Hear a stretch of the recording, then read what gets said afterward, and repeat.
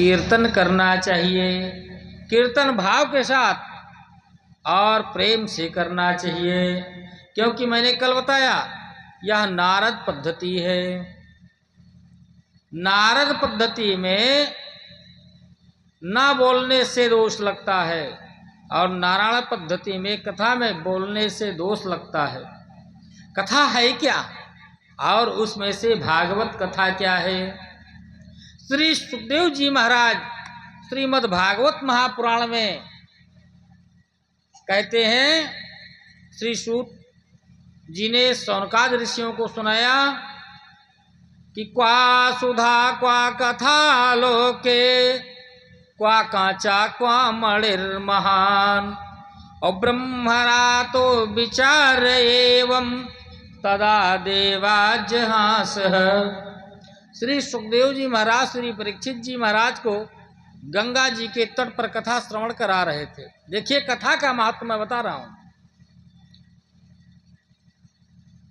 और त्रिलोक में हाहाकार मच गया कि आज के 7वें दिन परीक्षित जी महाराज को तक्षक नाग डसेगा और वो चले जाएंगे। तो कथा में आने के लिए कुछ नियम होते हैं। कथा प्रांगण में खाली हाथ हमें आपको सुनने के लिए नहीं आना चाहिए। उसके लिए रुपया पैसा धन दौलत की आवश्यकता नहीं होती है। यदि हमारे पास कुछ नहीं है तो तुलसी की पत्ती लेकर के पोथी पर चढ़ा करके प्रणाम करके हम बैठ जाएं। एक फूल चढ़ा करके प्रणाम करके बैठ जाएं।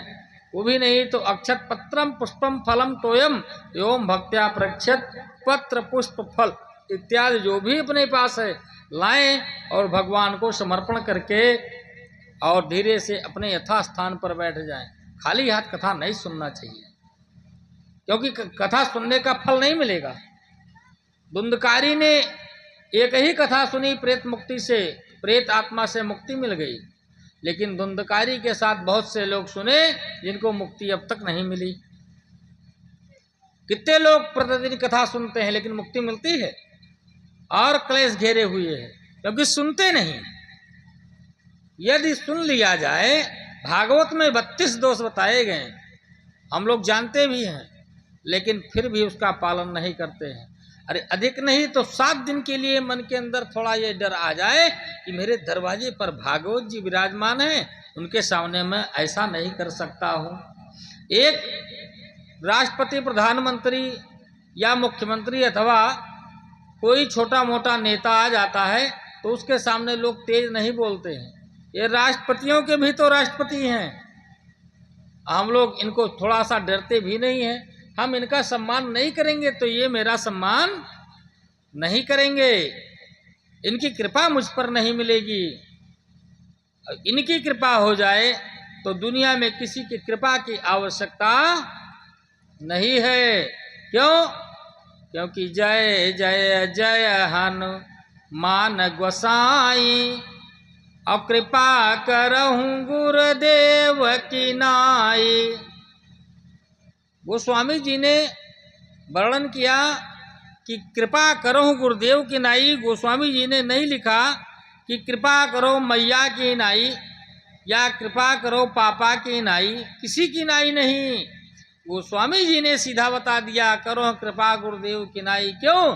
क्योंकि गोस्वामी जी जानते थे योग योग वैकुंठ दुर्लभम, वैकुंठ जैसा दुर्लभ स्थान गुरुदेव भगवान तत्क्षण हमें आपको दे सकते हैं, और मनुष्य मानव मात्र को चाहिए क्या। इसलिए उन्होंने गुरुदेव का नाम वहाँ पर लिया और आगे भी गुरुदेव का नाम लिया। क्या? सिर गुर चरण सरोज रज। सब लोग पढ़ते हैं हनुमान चालीसा, तो पढ़ते हैं। और एक नहीं 9-9 10-10 पाठ कर लेंगे। महाराज 21 माला 21 पाठ हनुमान चालीसा का मैं करता हूँ। लेकिन हनुमान चालीसा का आपने गुरु नहीं किया तो हनुमान चालीसा का कोई फल नहीं है। यदि हनुमान चालीसा का गुरु कर लो, किसी गुरु के सानिध्य में पढ़ लो, भले ही आप पढ़ लेते हैं लेकिन उसके गुरु हैं। लोहा बहुत अच्छा है, लोहा में धार नहीं है तो कुछ कट सकता है, अच्छी धार उसमें लगेगी तभी कटता है। तो यदि हनुमान चालीसा पढ़ लेंगे, फिर बेडरूम से बाथरूम तक हनुमान चालीसा करते रहो और फल बीनते रहो। तो हनुमान चालीसा के भी गुरु हैं, हनुमान चालीसा को पढ़ना चाहिए। क्या? सिर गुर चरण सरोज रज, इतना ले लो। जब गुरु जी के चरण की रज और निज मन मुकुर सुधार पूरे मुखमंडल में लगेगा। ये इसको मुखमंडल कहते हैं, मुख कहते हैं, इसको मुख नहीं कहते हैं। मुख के अंग हैं, ओठ, नाक, कान, आँख इत्यादि, गाल इत्यादि, ये सब मुख के अंग हैं। पूरे मुख को, पूरे मुखमंडल को मुख कहा जाता है। इसलिए जब गुरु जी के चरणों की रज पूरे मुखमंडल में लगती है तो बुद्धि निर्मल और पवित्र हो जाती है। इसलिए बिना गुरु के सानिध्य में कोई भी चीज का ज्ञान लिए वो फलीभूत नहीं होता है, उसके फल में अंतर हो जाता है। व्यक्ति अपने आप अपने मन से चाहे 108 नहीं 1051 पाठ सुंदरकांड का कर ले, लेकिन किसी गुरु के सानिध्य में करे तो उसका फल अलग है। और मेरा ये वादा है कि यदि 49 पाठ सुंदरकांड का संपुटित व्यक्ति कर ले, रामचरितमानस के उत्तरकांड के दोहा नंबर 2 की 5वीं चौपाई, रिपुरन जीत सुयस सुर गावत सीता सहित अनुज प्रभु आवत, इस चौपाई की संपुट लगा करके 49 पाठ कर ले नियमता, उसके काम असंभव काम भी संभव हो जाएगा। क्योंकि दुर्गम काज जगत के ये थे और सुगम अनुग्रह तुम्हारे ते, असंभव कार्य भी संभव हो जाता है। इसलिए यदि हनुमान जी के वैसे कलयुग में बहुत प्रसिद्ध चीज है, देवन में हनुमान और नातन माँ सड़वान, ये बड़ा प्रत्यक्ष है। आपको भूत प्रेत का डर लगता है तो सबसे पहले जय जय जय हनुमान गोसाई शुरू। भूत प्रेत का डर बाहर पड़ गए, डर हुआ तो तुरंत हनुमान चालीसा शुरू। घर में किसी प्रकार की इसका संकट आया तो कोई जान पावे न जान पावे, लेकिन साढ़ू भाई तो तुरंत जान लेंगे। हमारे एक संत जी कहा करते थे कि साढ़ू गांव माँ साढ़ू आवा और सबना तन माहीरा, और भीतरा से सड़हुआइन निकरी लिहा पान कई बीरा, आज मर्जी जा आए। पान का बीड़ा लेकर के और सड़हुआइन आती हैं और बड़े प्रेम से कहेंगे जी जाए, और कहीं उनके और कोई संबंधी आ गए तो शायद अंदर से बाहर निकलेंगे ही नहीं, अंदर ही रह जाएंगे, क्योंकि उनके जीजा नहीं। तो देवन में हनुमान और नातन में सड़वान, ये एकदम प्रत्यक्ष है, तत्काल फल है, तुरंत रिजल्ट हाथ दाहिने हाथ में। आइए मन और वाणी को पवित्र करते हुए हम लोग श्रीमद् भागवत महापुराण की ओर चलते हैं, क्योंकि यात्रा हमारी लंबी है और समय हमारे पास कम है। इसलिए भाव के साथ सभी लोग प्रेम से भगवान के मंगलमय नामों का कीर्तन करो। श्री राम जय जय राम। संख्या के हिसाब से इंतजार इतनी देर हुआ, संख्या के हिसाब से आवाज कम है। वैसे नवरात्र चल रहा है और लोग व्रत होंगे, थोड़ा आवाज बोलने में दिक्कत है, वैसे हमारा भी है। और सब लोग आदि अंत करते हैं तो नो करते हैं भाई, तो आवाज तो हमारी सबसे ज्यादा ही है। इसलिए थोड़ा भाव के साथ जोर लगा के पुरानी वाली ताकत लाइए, बुलाइए उसको। और कीर्तन में आप लोगों के बोलने से मेरी बैटरी चार्ज होती है। आप लोग बोलेंगे तो मुझे ऊर्जा मिलेगी, दाढ़ी हमारी गर्म हो जाएगी, फिर मेरी स्पीड बन जाएगी। और यदि दाढ़ी गर्म नहीं होगी तो स्पीड नहीं बन पाएगी।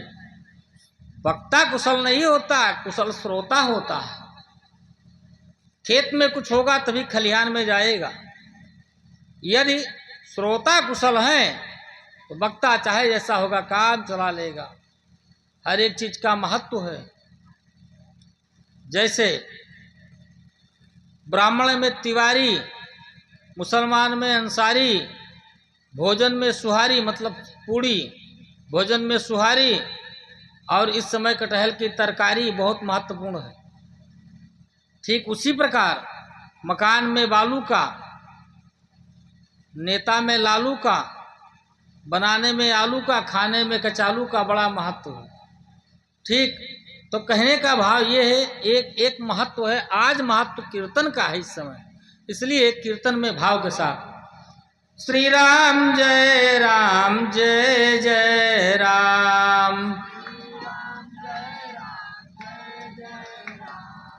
जय जय विपति हरण हनुमान,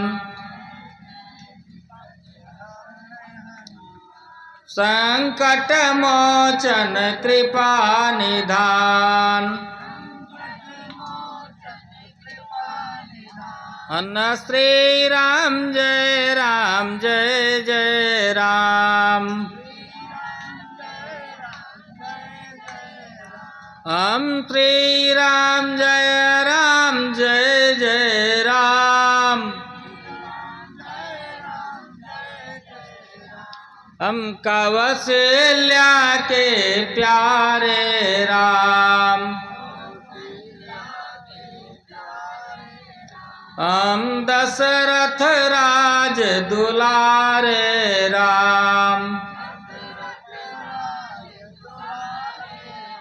हम मुनि मख के रखवारे राम, हम मुझे सहारा तेरा राम, हम श्री राम जय जय राम,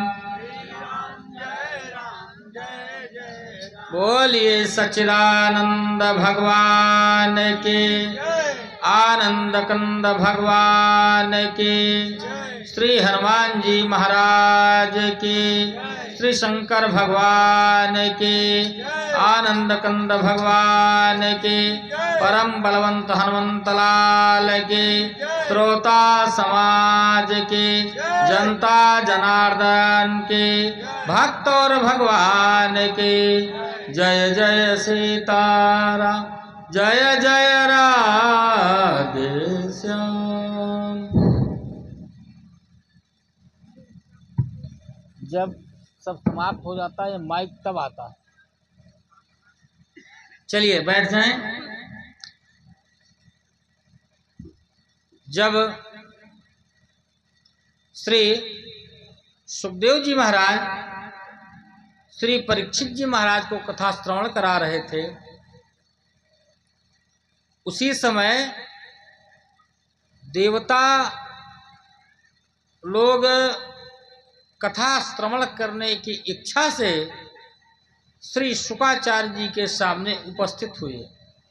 क्या अमृत का कलश लेकर के आए और श्री सुखदेव स्वामी से निवेदन किया, भगवान ये अमृत का कलश आप ले लीजिए और श्री परीक्षित जी महाराज को पिला दीजिए, अमर हो जाएंगे, तक्षक क्या बिगाड़ पाएगा, और कथा रूपी अमृत का पान मुझे करा दीजिए। लेकिन श्री सुखदेव जी महाराज इस विनिमय को अस्वीकार कर दिया। क्यों? क्योंकि श्री सुखदेव जी महाराज जानते थे देवता कथा का अनाधिकारी है। देखिए, कथा सबके जीवन में सुलभ भी नहीं है। क्यों नहीं है? क्योंकि जिसके जीवन में सुलभ नहीं है तो कुछ तो उसका पाप और कुछ उसका अनाधिकार। इसलिए ये जो कथा रूपी गंगा त्रिवेणी संगम आपके ग्राम सभा दोहरी जीत में केवल सप्ताह के लिए आई हैं, एक सप्ताह के लिए कथा का आनंद आप लोग ले सकते हैं। 8वें दिन इस मंच से तो नहीं हो सकता है किसी भी कीमत पर, क्योंकि सप्ताह यज्ञ निकलो पुनन्ते, सप्ताह यज्ञ केवल 7 दिन का होता है और इसी 7 दिन में आपको लूटना है, इसी 7 दिन में समय निकाल करके समय पर आना है। कुछ लोग तो भोजन के चक्कर में आने में विलंब कर देते हैं। समय सफलता की कुंजी है। मनुष्य के जीवन में समय में एक क्षण का, अन्न में एक कण का बड़ा महत्व है। एक भी क्षण मेरा इधर उधर ना होने पावे। क्षणार्धम नैव जानाति विधाता किम करिष्येत्, क्योंकि एक क्षण का भी पता नहीं है विधाता क्या करने वाला है। और यदि कथा की तरह मन लगा करके श्रवण किया जाए तो जितनी देर आप कथा में रहेंगे, जितनी देर कथा सुनेंगे, उतनी देर का जो आपका जीवन समय है, आयु का समय है, ईश्वर उसको अपने तरफ से आपको अधिक देते हैं, उसको आपके आयु से नहीं जोड़ते। इसलिए कथा में आना चाहिए। जब श्री सुखदेव जी स्वामी के सामने अमृत का कलश लेकर के देवता उपस्थित हुए और कथा के बदले में अमृत दे रहे थे, लेकिन सुखदेव स्वामी ने मना कर दिया। क्या कहा? बोले क्वा सुधा क्वा कथा लोके, और क्वा कांचा क्वा मणिर महान। कोई कांच के बदले में कांच दे करके मणि लेना चाहे कि आप मणि हमको दे दो और कांच का टुकड़ा ले लो, तो क्या ये कोई दे सकता है? श्री सुखदेव स्वामी ने सोचा कि कथा एक मणि है और अमृत एक कांच का टुकड़ा है। क्वा कांचा, कहा भगवान की दिव्य मंगलमयी कथा, और कहा ये तुच्छ कांच के समान अमृत। ऐसा विचार करके, और सुखदेव स्वामी का एक नाम था ब्रह्मरात, इनका नाम था ब्रह्मरात, और श्री परीक्षित जी का नाम था विष्णुरात। आगे श्रवण करेंगे आज ही। विष्णुरात इनका एक नाम था। देखिए, जिसके जैसे नाम है उनके उसी प्रकार उनके अंदर गुण है। वैसे नामकरण नहीं होता था, आज तो अपने मन से नामकरण हो जाता है। जैसा चाहो, चाहे अंजन रख लो, चाहे गंजन रख लो, चाहे लाल दंत मंजन रख लो। अंजन गंजन लाल दंत मंजन में नामकरण हो जाता है। और नाम तो ऐसे ऐसे सुने हैं जो हम लोग कहीं नहीं पाएंगे। तो नामकरण उसके गुण के हिसाब से, और दूसरा नामकरण का जो विधि है, नक्षत्र के चरणों के हिसाब से नामकरण किया जाता है। इनका नाम था ब्रह्मरात और श्री परीक्षित जी महाराज का नाम था विष्णुरात। तो ब्रह्मरातो विचार एवं श्री सुखदेव जी महाराज ने विचार करके, तुरंत नहीं कह दिया, उस पर विचार किया। रामायण में 3 विचार है। एक सुग्रीव जी के जीवन में विचार, एक रावण के जीवन में विचार, एक श्री हनुमान जी महाराज के जीवन में विचार हुआ। सुग्रीव ने बैठ रहे हो मैं करत विचारा, गगन पंथ देखी मग जाता। सुग्रीव ने अपने जीवन में केवल पर्वत की चोटियों पर गुफाओं में छिप छिप करके विचार करते रहे कि किस प्रकार बाली का वध हो। केवल विचार किए। यद्यप हमारे संतजन कहते हैं कि लोग प्रश्न करते हैं भगवान राम ने बाली का वध छिप करके क्यों किया। लोग ऐसा प्रश्न करते हैं, लेकिन उस पर विचार नहीं करते हैं। अब संक्षेप में बात आ गई है तो मैं 2 मिनट में बताने की कोशिश करूंगा, आप लोग समझने की कोशिश कीजिएगा। बाली के अंदर एक वरदान था कि तुम्हारे सामने जो भी आएगा उसका आधा बल तुमको मिल जाएगा। ये तो हम सभी लोग जानते हैं कि आधा बल उसको मिल जाता था। एक बार बाली का सामना जो हनुमान जी से हो गया, तो जब बाली ने हनुमान जी का बल खींचना शुरू किया तो बाली का वक्षस्थल फटने लगा। इतना बल बर्दाश्त नहीं कर पाया। तो भाई क्या हो गया था उसको, क्यों उसका वरदान फेल हो गया? ऐसा नहीं है। पहले के लोग तपस्या करते थे, तपस्या में कुछ सिद्धियां प्राप्त करते थे, जैसे कोई राक्षस हुआ, कोई देवी देवता हुआ, कैसो उसी में से बाली था। बाली ने एक देवता को सिद्ध कर रखा था। ध्यान से सुनेंगे तो आनंद नहीं पाएंगे। बाली ने एक देवता को सिद्ध कर रखा था और उस देवता का मंत्र उसको आता था। तो जब उसके सामने युद्ध में कोई आता था तो बाली धीरे से उस मंत्र का प्रयोग करता था, देवता आ जाता था और उसके अंदर बैठ करके सामने वाले प्रतिद्वंदी का बल खींच करके बाली को दे देता था। इसी क्रम में जब सुग्रीव का और बाली का आमना सामना हुआ, भगवान राम से सुग्रीव मिले, जब आमना सामना हुआ तो सुग्रीव किष्किंधा के द्वार पर जाकर के दहाड़ने लगा, बाली ओ बाली निकल मुझसे युद्ध कर। तो बाली की पत्नी तारा बड़ी बुद्धिमती थी। पत्नी ने, तारा ने समझाया बाली को, स्वामी आज सुग्रीव की वाणी में बड़ा ओज है, बड़ा तेज है, मत जाइए युद्ध के लिए। लेकिन अहंकारी बाली कुछ समझा नहीं। कहा वो दुम दुमा करके भागने वाला कायर भीरू, पर्वत की गुफाओं में छिपने वाला मेरे सामने क्या रुकेगा। बाली निकला, दोनों में युद्ध होने लगा। युद्ध हुआ, बाली सुग्रीव को उठा उठा के पटकने लगा। एक बार तो सुग्रीव को ऐसा पटका जिस तरफ भगवान राम छिपे हुए थे उसी तरफ सुग्रीव जा गिरा। अब सुग्रीव ने भगवान राम की ओर देख करके कहा, क्यों प्रभु, जब हम मर जाएंगे तब आपका बाण छूटेगा। भगवान राम ने कहा, आप कैसी कृपा कर रहे हैं। सुग्रीव ने कहा राम जी से, आप कैसी कृपा कर रहे हैं। भगवान राम ने कहा, सुग्रीव मैं कृपा तो कर रहा हूं लेकिन कृपा तुम तक पहुंच नहीं रही है, इसमें मेरा कोई दोष नहीं है। कहा क्यों, क्या कारण है।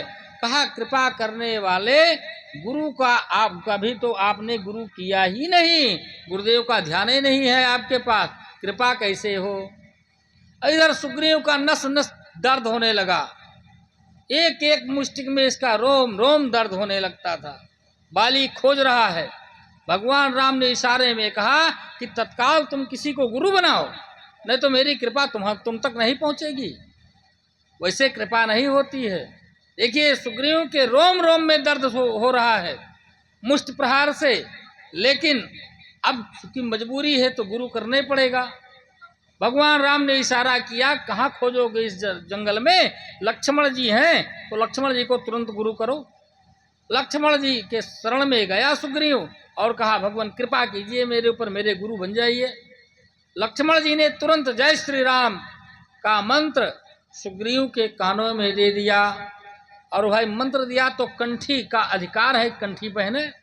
उसी जगह एक वृक्ष लगा हुआ था, उसकी छाल पकड़ करके खींचे और उनके गले में डाल दिए। अब ये सीरियल इत्यादि की बात नहीं है, ना ये कोई दंत कथा है या एक पुराण की कथा है। ये नहीं कि सीरियल में माला इत्यादि पहनाया गया तो महाराज वो क्यों नहीं कहे। यहाँ सीरियल की बात नहीं है, पहना दिए। अब भगवान राम ने इशारा किया, जाओ लड़ो। अब सुग्रीव आया, चूंकि गुरु की कृपा हो ही गई, सुग्रीव आया। मोबाइल में फ्लाइट मोड लगा। सुग्रीव आया, लड़ने लगा। अब ये बाली को पटकने लगा। जब ये बाली को पटकने लगा तब बाली ने सोचा कि भाई झाड़ी में जा करके ये कौन सी चमनप्राश या कौन सा औषधि सेवन करके आया जो इसके अंदर इतनी ताकत आ गई, मुझे पटक रहा है। वहां पर बाली ने अपने उसी देवता का आवाहन किया जो बल खींच करके देता था। अब जब बाली ने उस देवता का आवाहन किया, देवता आ गया और सुग्रीव का बल छीण करने लगा, खींचने लगा। भगवान राम ने देखा कि बाली सुग्रीव के बीच में तीसरा कौन आ गया। भगवान राम ने देखा कि तीसरा देवता इसके अंदर बैठ करके और बल छीण कर रहा है सुग्रीव का। भगवान राम ने कहा, कुछ नहीं, यदि बाली की तरफ से एक देवता आ गया है तो मेरा भी तीर उसी देवता पर लगेगा। भगवान राम चौथे में सुग्रीव के सानिध्य में जाकर के और सुग्रीव के तरफ से उस देवता पर बाण का प्रहार किया। और जब उस देवता को वो बाण लगा तो वो देवता बाली का वक्षस्थल विदीर्ण करते हुए बाहर निकला। भगवान राम ने बाली को नहीं मारा, उस देवता को मारा। बाहर निकला, बाली का वध हो गया। अब अधिक कहने का समय नहीं बंधुओं, लेकिन यह क्रम है कि भगवान राम कभी अन्याय नहीं कर सकते हैं, इसलिए आप लोग ऐसे प्रश्नों के उधेड़ बुन में न पड़े। श्री सुखदेव स्वामी के सामने जब देवता अमृत का कलश लेकर के आए तो अनाधिकारी समझ करके श्री शुक्राचार्य जी महाराज उनको मना कर दिया। और परीक्षित जी यद्यपि वो चाहते तो परीक्षित जी महाराज को अमृत पिला देते, तक्षक का क्या भय होता, लेकिन अनाधिकारी कथा उनके जीवन में सुलभ नहीं थी। तभी तो गोस्वामी जी ने कहा कि बड़े भाग मानुष तन पावा, सुर दुर्लभ सदग्रंथन गावा। ये मानव का तन है, मोक्ष का द्वार है। मोक्ष के द्वार पर हम लोग खड़े होकर के अपने मोक्ष को हटा रहे हैं। वैसे मोक्ष तो करोड़ों में अरबों में किसी एक को होता है। मोक्ष साधारण बात नहीं है। अच्छे अच्छे तपस्वी मोक्ष नहीं प्राप्त कर पाते हैं। देखिए, श्रेष्ठ एक वेद पाठी ब्राह्मण होता है। अब श्रेष्ठ कौन होता है, ध्यान देंगे। 10 वेद पाठी ब्राह्मण से अधिक श्रेष्ठ एक उपाध्याय होता है। उपाध्याय मतलब जो वेद को पढ़ाता हो, उसको उपाध्याय कहते हैं। 10 वैदिक ब्राह्मणों से श्रेष्ठ एक उपाध्याय होता है, जो 2-4-10 बच्चों को पढ़ाता हो। उस 10 उपाध्याय से श्रेष्ठ एक सदगृहस्थ होता है, जो अपने पत्नी अपने परिवार के साथ अपने बच्चों का पालन पोषण करते हुए विद्या का दान देता है और अपने घर में सुखपूर्वक रहता है। उस 10 सदगृहस्थों से बढ़कर श्रेष्ठ एक पिता होता है और 1000 पिताओं से श्रेष्ठ एक माँ होती है। इसलिए माँ तो सबकी आदरणीय होती है, लेकिन अपनी माँ परम आदरणीय होती है। हमारे देश की नारियों के 3 रूप होते हैं, पहले कुंवारी, फिर नारी, फिर महतारी। तो इनके 3 रूप होते हैं, कुंवारी, नारी, विवाह के बाद नारी फिर महतारी बन जाती है। माँ महतारी बन गई तो आदरणीय हो गई, परम आदरणीय। अपनी माँ परम आदरणीय होती, इसलिए इनका आदर करना चाहिए। अब भागवत का परिचय बताते हुए श्री सूत जी महाराज श्री शौनकादिक ऋषियों से कहते हैं कि निगम कल्पतरो रगलितम फलम। भागवत क्या है? कल आपने कुछ कथा श्रवण किया, आज वो आगे मिलेगी, आज कुछ आएगी, छूट जाएगी, 10वें स्कंद में मिलेगी। तो भागवत का परिचय देखिए किस तरह दे रहे हैं। भागवत है क्या? श्री सुखदेव जी महाराज, निगम कल्प तरोर गलितम फलम और सुख मुखाद मृत द्रव संयुक्तम पिबत भागवतम रसमालयम मोहर रोहो रसका भुई भावुका। ये किसकी संगीता है? संगीता तैयार हो गई। किसकी संगीता है? परमहंसों की। और उसमें जो रसिक जन हो, भावुक हो, जिनके अंदर तर्क ना हो। तर्क तकरार की पर्यायवाची है, इसलिए तर्क भागवत पर नहीं होता है। ये वेद का पका हुआ वो फल है जिसमें ना गुठली है ना छिलका है, केवल रस ही रस है। अच्छा, कोई भी फल ऐसा है जो मुंह में डालने के बाद आप बाहर निकाल सकते हैं, लेकिन आम एक ऐसा फल है जो बार बार चूसते रहते हो और मन अतृप्त ही रहता है, जीवा जाती रहती है, खाने के बाद भी मन जाता है आम बड़ा अच्छा था। एक बार तो हमको एक ऐसा देसी आम मिला कि हम उसको खाए और हाथ धुलने के बाद बड़ी देर तक हाथ को सूंघते रहे, हथवा में उसका सुगंध आ गया। कैसा अमृतमय है, उससे कई गुना अधिक तो यह फल है। निगम कल्प तरोर गलितम फलम। और अच्छा, आम का फल हो और उसमें तोता का कहीं ओठ लग जाए, तोता ने कहीं काट दिया हो, तो कितना मीठा हो जाता है। निगम कल्प तरोर गलितम फलम, गला हुआ एक तो फल है। वेद रूपी वृक्ष का भागवत रूपी फल पका हुआ गला हुआ है, जिसमें ना गुठली है ना छिलका है। और उसमें शुकाचार्य रूपी तोते का ओठ लग गया है और मीठा हो गया है। सुख मुखाद मृत द्रव संयुक्तम, अमृत का संसर्ग हो जाए ऐसा लगता है, इसमें अमृत आ गया, मृत द्रव संयुक्तम। ऐसे भागवत को क्या करना चाहिए? पिबत भागवतम रसमालयम, इसको बार बार पीना चाहिए। भागवत पी करके पीना चाहिए, फिर जीना चाहिए, आनंद से जियो। लेकिन हम लोग ना पीते हैं और ना शुद्ध जीते हैं, दोनों का। पिबत भागवतम रसमालयम, और कैसे पीना चाहिए? मुहुर रहो रसिका भय भावुका, रसिक जनों की संहिता है। रसिक बन करके, भावुक बन करके भगवान के विरह में, थोड़ा भगवान के याद में ऐसी स्मरण शक्ति लगाओ कि भगवान के याद में आंखों से अश्रु की धारा बहे। क्योंकि भागवत का प्रारंभ श्लोक ही दग्धाक्षर है। ये दग्धाक्षर से भागवत व्यास जी ने प्रारंभ ही किया है। भागवत महात्म्य के 6वें अध्याय में व्यास जी ने भागवत के नियम बताए। भागवत को श्रवण कैसा करना चाहिए? गरिष्ठान त्याग देना चाहिए, मतलब गरिष्ठ अन्न जो पेट में ना हजम हो, गैस बनावे, उसको त्याग कर देना चाहिए। बोले घी पी करके रहना चाहिए। व्यास जी से पूछा गया भगवान इतना ना हो पावे तो? कहा तो थोड़ा फलाहार कर लो। कहा उतने भी में भी न चल पावे तो? कहा भाई नहीं हो पाता तो भोजन करके कथा सुनो, लेकिन कम करो, ये नहीं ज्यादा खा लो उसके बाद नींद आना शुरू हो जाए। कुंभकर्ण की पत्नी यदि आ जाएंगी तो कथा डिस्टर्ब हो जाएगी। तो भोजन लिमिट में थोड़ा सा कर लो। देखिए 2 तरह का अन्न होता है, अन्न ग्रहण। एक जीने के लिए खाया जाता है और एक खाने के लिए जिया जाता है। तो व्यास जी ने बताया कि जीने के लिए थोड़ा सा पालो और खाने के लिए जियो मत। इस तरह बैठ करके जिसमें कथा श्रवण करने में, बैठने में आपको दिक्कत ना हो, आप इन नियमों। अच्छा, किसी के ऊपर क्रोध नहीं करना चाहिए, झूठ नहीं बोलना चाहिए, भागवत में बैठ करके किसी को आंख नहीं दिखाना चाहिए, किसी के प्रति ईर्ष्या द्वेष दंभ पाखंड झूठ अन्याय इत्यादि नहीं करना चाहिए, राजनीतिक विषय नहीं बनाना चाहिए। ये सब 32 दोष के अंतर्गत आते हैं।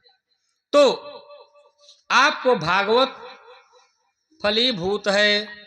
आप ऐसे वृक्ष के नीचे बैठे हैं कि जो मन में सोचेंगे वो उपलब्ध हो जाएगा। जैसे कल्प वृक्ष मैंने कल बताया, कल्प वृक्ष और चिंतामणि।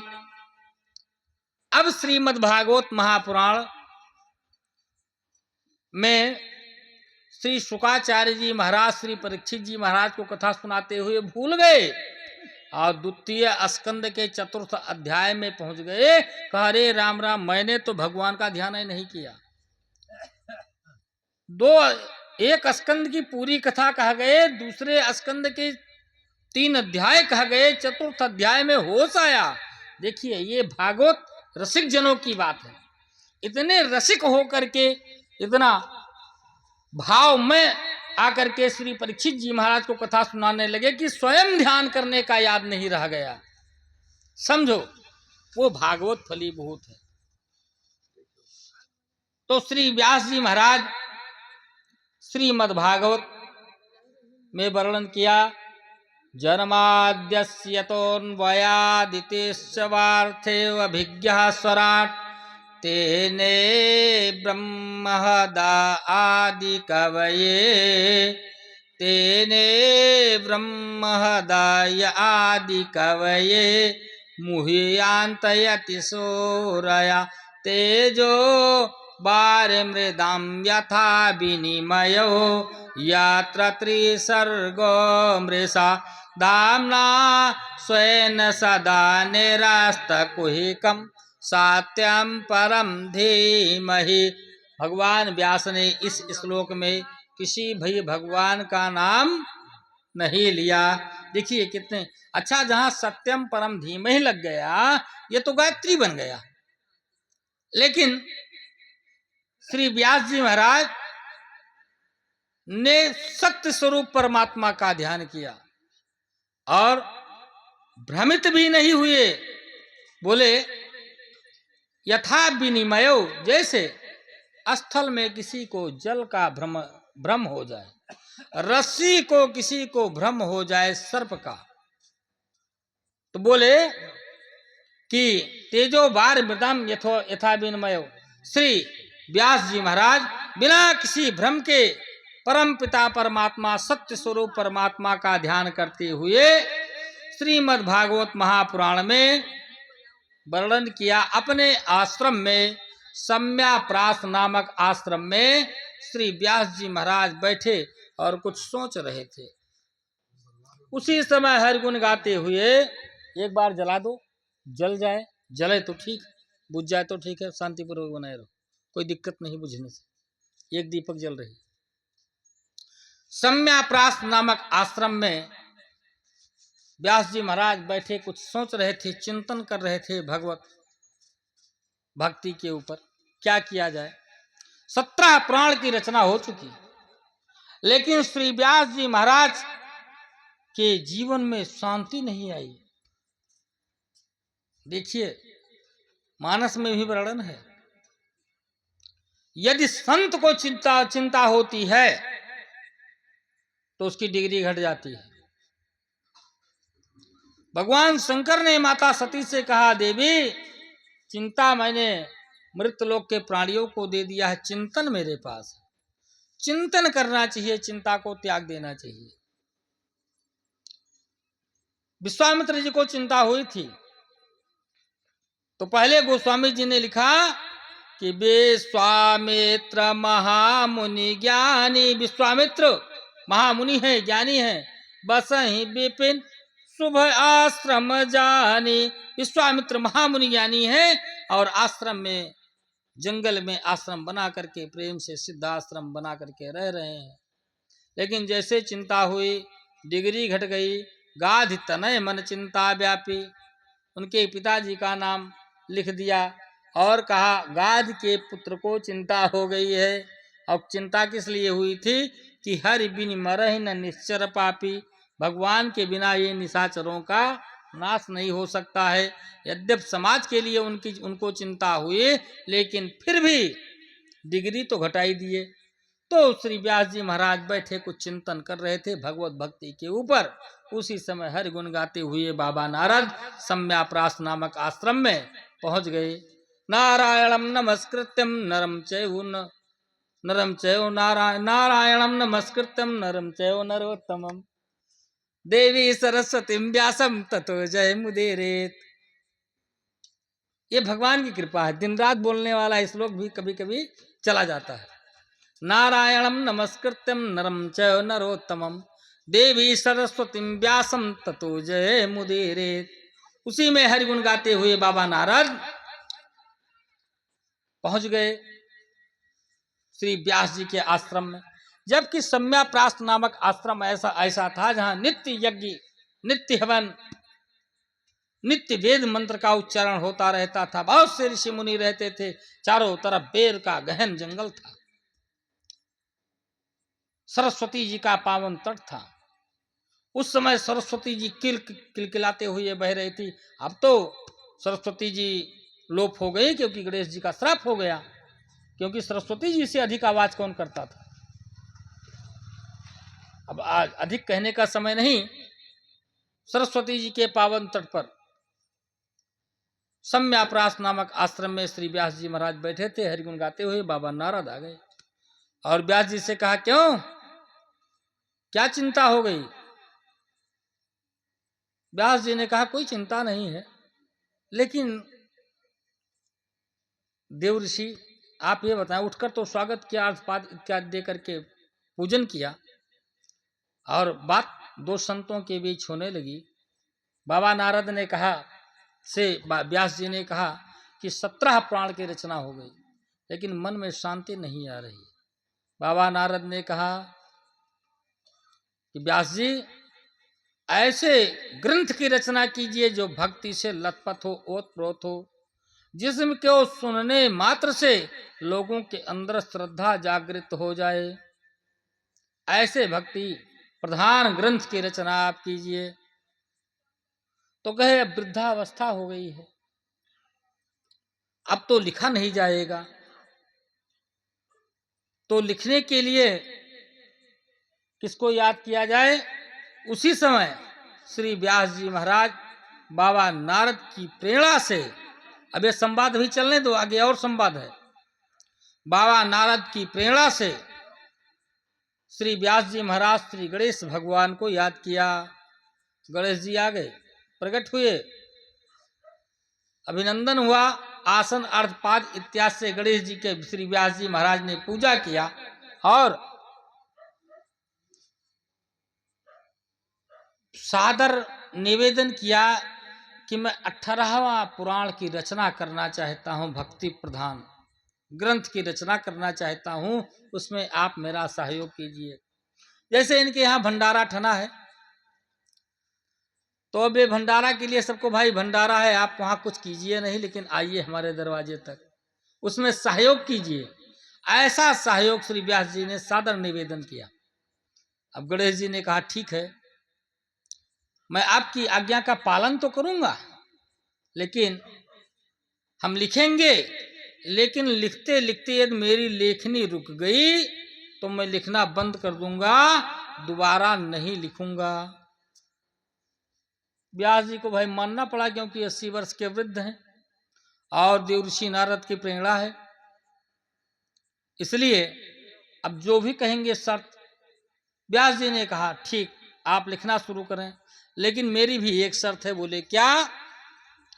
व्यास जी ने उस पर शर्त लगा दिया कि आप श्लोक मैं बोलूंगा। भाई उसमें छंद इत्यादि, मात्रा इत्यादि सबका ध्यान रखना पड़ेगा, अवस्था बढ़ गई है, बुद्धि कमजोर हो गई है। आप अर्थानुसंधान पूर्वक श्लोक को समझते हुए लिखते जाइए, और दोनों में जब शर्त हो गई तो उसी आश्रम में श्री व्यास जी महाराज श्लोक बोलते गए और श्री गणेश भगवान श्लोक लिखते गए। बीच बीच में श्री गणेश भगवान, बीच बीच में श्री व्यास जी महाराज क्लिष्ट क्लिष्ट श्लोक बोल दिया करते थे, जिसका अर्थ समझने में श्री गणेश जी को कुछ समय लग जाता था, और उतनी देर में श्री व्यास जी महाराज दूसरे श्लोक की रचना कर लेते थे। अब गणेश जी लिखने लगे, व्यास जी बोलने लगे, 18,000 श्लोक से परिपक्व यह भक्ति प्रधान ग्रंथ भक्ति से लथपथ तैयार हो गया। अब व्यास जी को चिंता और आई कि भागवत की रचना तो हो गई, भक्ति प्रधान ग्रंथ की रचना हो गई, इसको दिया किसको जाए? क्योंकि सामवेद के गायन जैमिन ऋषि व्यास जी के शिष्य थे। उग्र श्रवा के पुत्र विलोमज जाति थे श्री सूत जी महाराज, इनको रोमहर्षण के पुत्र, इनको इतिहास पुराण का वाचन दिया गया। आप इतिहास पुराण सुनाइए। विलोमज श्री सूत जी महाराज थे, रोमहर्षण इनके पिता का नाम था। कैसे हुए? माता उच्च जाति की थी, पिता न्यून वर्ण का था, इसको विलोमज कहते हैं। और पिता उच्च जात की है और माँ अगर नीच जात की है तो उसको वर्ण संकर कहते हैं। दुजात, पतित, मलयच, इस सब का ध्यान रखना चाहिए। विलोमज इनको मिला,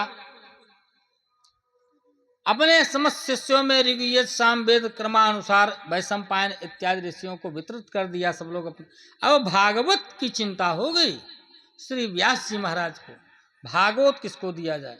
इसी भागवत ग्रंथ का एक श्लोक है, और वो श्लोक सम्याप्रास नामक आश्रम में रहने वाले कुछ ब्रह्मचारी याद कर लिए थे, 2-4 श्लोक भागवत जी का। तो कल मैंने बताया था कि जिस पिता के बुलाने पर श्री सुखदेव स्वामी नहीं लौटे थे, जन्म लेने के तुरंत बाद संन्यास लेने की इच्छा से वन में चले गए, पिता के बुलाने पर नहीं लौटे, ऐसे श्री सुखदेव जी महाराज वन में एक वृक्ष के नीचे बैठे हुए समाधिस्थ थे। उसी वृक्ष के ऊपर श्री व्यास जी के कुछ शिष्य चढ़ करके और समिधा इकट्ठा कर रहे थे, सूखी सूखी लकड़ियां तोड़ रहे थे और धीरे धीरे भागवत जी के श्लोक का गायन कर रहे थे। क्या श्लोक क्या था? अहो बकीय स्तन कालकोटम। बहुत प्यारा श्लोक है। ये श्लोक का प्रसंग पूतना की ओर संकेत करता है। 10वें स्कंद में अहो बकी यमस्तन कालकोटम और जिंघासया पाय ये दप्य साध्वी लेभे गतिम धातृ चिताम ततोन्यम कम वा दयालो सरलम ब्रजे महा। यह श्लोक जैसे शुकाचार्य के कानों में पड़ा, शुकाचार्य समाधि को छोड़ दिए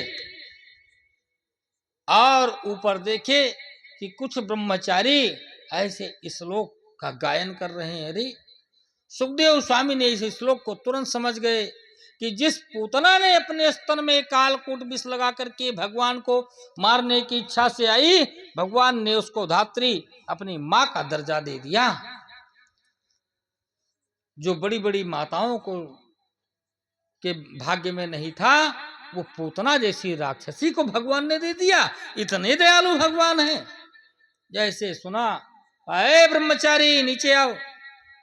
ब्रह्मचारी डर गए, थर थर थर थर कांपने लगे। कहा मुनि का मैंने कोई अमंगल तो नहीं कर दिया? मुझे क्यों बुला रहे हैं? कांपते हुए शुकाचार्य के सामने आए, प्रणाम किए। भगवान क्या आदेश है? ये श्लोक कहाँ का है? बोले ये एक श्लोक पर थोड़ा जान में जान आई। ये एक श्लोक पर आप इतने मुक्त हो गए? ये श्रीमद् भागवत महापुराण का श्लोक है। ऐसे ऐसे मेरे गुरुदेव के पास 18,000 श्लोक हैं। एक दो नहीं, 18,000 श्लोक हैं। कहा कौन है तुम्हारे गुरुदेव? अब दो देखिए, गुरुदेव का नाम लेना नहीं चाहिए, इतने लोगों का नाम नहीं लेना चाहिए। आत्मनाम गुरुर नाम नामस्य कृपणश्च नामैव कृपणश्च। और कंजूस व्यक्ति का नाम नहीं लेना चाहिए, अपना नाम नहीं लेना चाहिए, अपने गुरु का नाम नहीं लेना चाहिए और कंजूस व्यक्ति का नाम नहीं लेना चाहिए।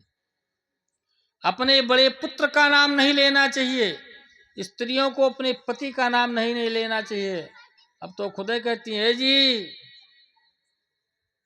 पति बाहर से पहुंचता है, वो कहता है ए जी, वो कहते हैं आई जी। अब ए जी, वो जी, आई जी घरे में सब हो गए। तो पत्नियों को पति का नाम नहीं लेना चाहिए,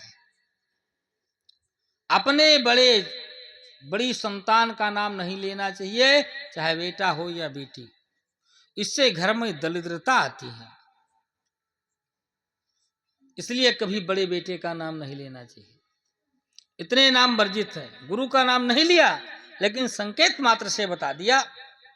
तो जिस पिता के बुलाने पर श्री शुकाचार्य जी महाराज नहीं लौटे थे, आज उस पिता के संहिता पर प्रसन्न होकर एक श्लोक मात्र से सुखदेव स्वामी उन ब्रह्मचारियों के साथ अपने पिताजी के आश्रम में आ गए।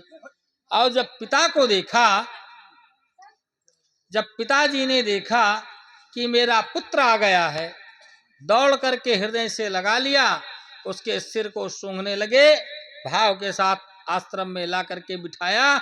और अब अधिक कहने का समय नहीं बंधुओं, श्री सुखदेव स्वामी को श्रीमद् भागवत का एक नहीं, भागवत में वर्णन आया, कई आवृत्ति के साथ अध्ययन कराया। पिता की संहिता पर प्रसन्न होकर के आ गए। पिता के बुलाने पर नहीं आए, लेकिन पिता के संहिता पर प्रसन्न होकर के मात्र एक श्लोक पर श्री शुकाचार्य जी महाराज अपने पिताजी के पास आए और कई बार आवृत्ति करके भागवत जी का अध्ययन किया। अब वही भागवत श्री सुखदेव स्वामी श्री परीक्षित जी को और सूत जी शौनकादि ऋषियों को सुना रहे हैं, हम आप लोगों को सुना रहे हैं। यह भागवत में 4 संवाद हैं।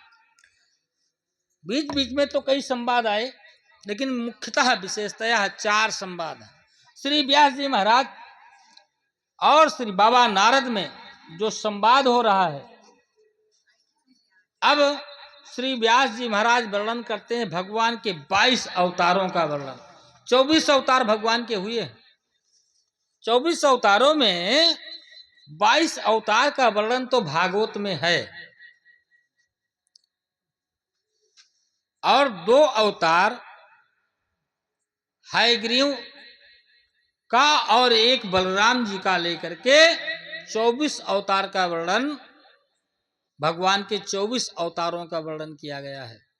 सबसे पहले श्रीमद् भागवत महापुराण की दृष्टि से देखा जाए तो इस धराधाम पर अत्रि और अनुसुईया के पुत्र के रूप में श्री दत्तात्रेय भगवान का जन्म हुआ।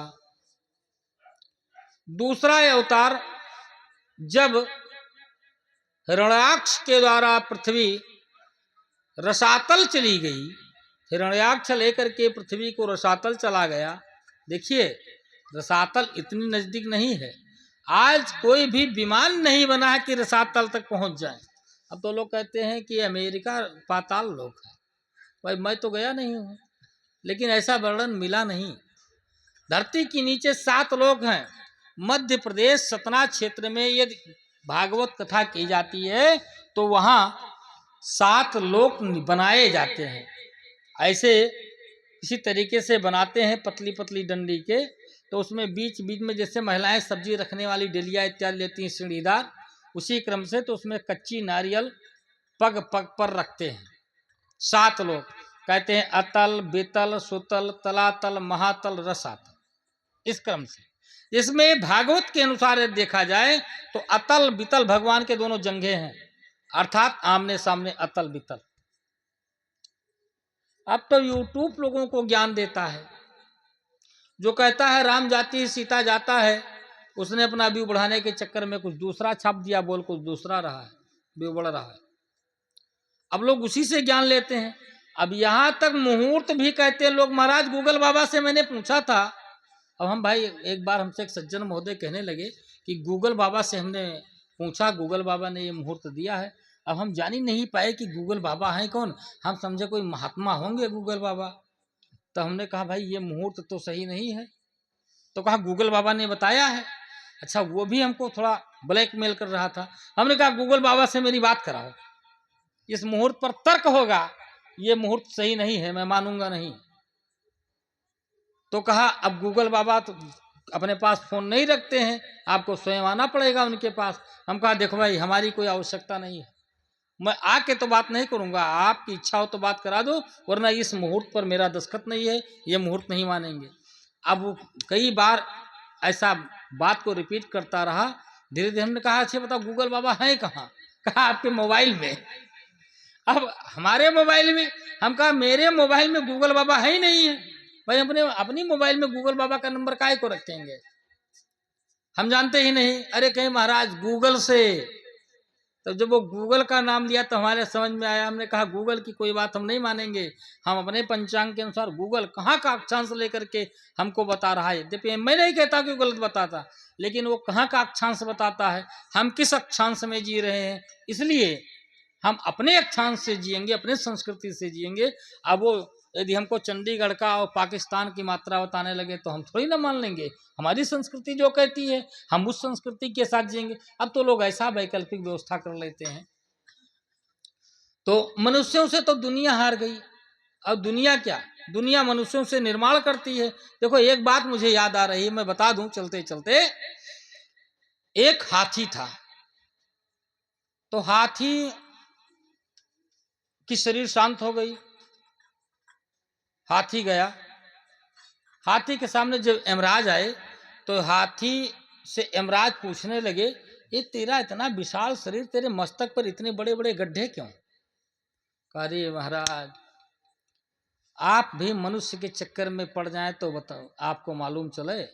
अब इन मनुष्यों ने मुझे इतना इस पर प्रहार किया है कि गड्ढे बन गए हैं। कहा इतनी विशाल काय तुम्हारी शरीर और तुम मनुष्य के चक्कर में आ गए। कहा महाराज एक बार आप आके तो देखिए।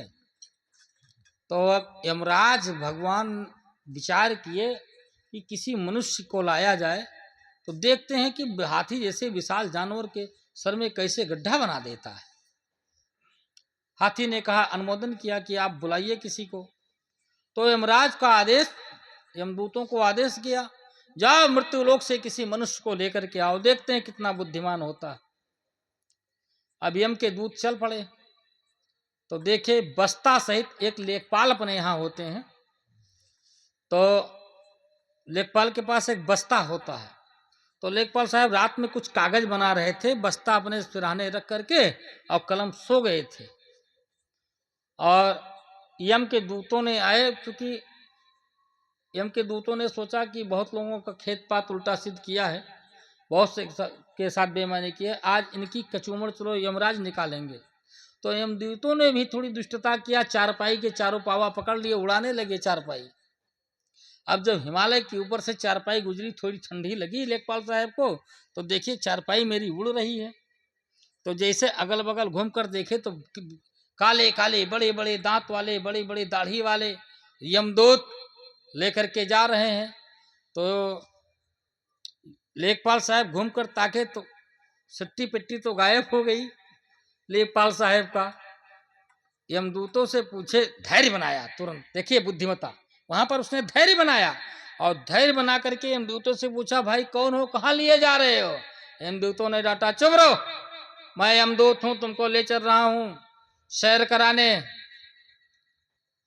तो कहा, भाई थोड़ी सी रोक दो हमको 1 मिनट। तो यमदूतों ने सोचा भाई प्रातः काल का समय है, नित्य कर्म इत्यादि कुछ करना होगा, अगला थोड़ा उतार देते हैं, अब यहां से कहाँ ये भग करके जाएगा।